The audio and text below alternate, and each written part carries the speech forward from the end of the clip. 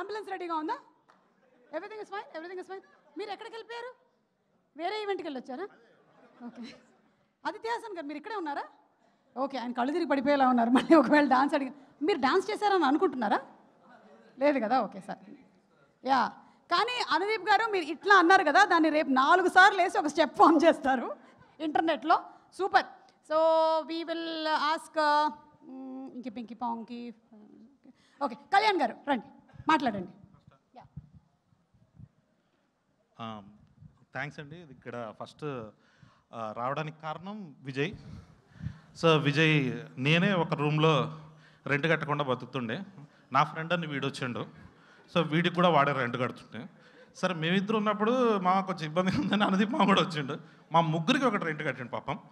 So ఇప్పుడు మేమంతా ఫ్రెండ్స్గా అందరూ డైరెక్టర్లు అయ్యి ఇక మావాడు డైరెక్టర్ అవుతున్నాడు. సో చాలా హ్యాపీ. దాంట్లో మా విష్ణుమావ ఉన్నాడు, దర్శి అన్న ఉన్నాడు, సో ప్రసాద్ బేరా అండ్ రాగ్మయూర్, నలుగురు నాకు నచ్చిన ఆర్టిస్టులు. ఇంతమంది కమెడియన్స్ అందరినీ కలిపి ఒక చోట పెట్టి చేయడం చాలా హ్యాపీగా ఉంది. అంటే నేను ఎప్పుడైనా ప్రీ రిలీజ్కి వెళ్ళి నేను అనుదీప్ కలిసి వెళ్ళిన ఫస్ట్ ప్రీ రిలీజ్ ఆయి సినిమా బన్నీవాసనదే. అది వర్కౌట్ అయింది, ఇది కూడా వర్కౌట్ అవ్వాలి. సో ఆ సెంటిమెంట్ని బ్రేక్ చేయకుండా విజయ్ ప్లీజ్ కొంచెం టేక్ కేర్. మొత్తం అయిపోయింది. సినిమా అయితే చాలా బాగా వచ్చిందండి. నేను చూశాను. నేను ఫస్ట్ హాఫ్ వరకు చూపించిండు, సెకండ్ హాఫ్ కొంచెం ఎమోషన్లో నడుస్తుంది. అయిపోయింది మామ, పంపించా? ఓకే.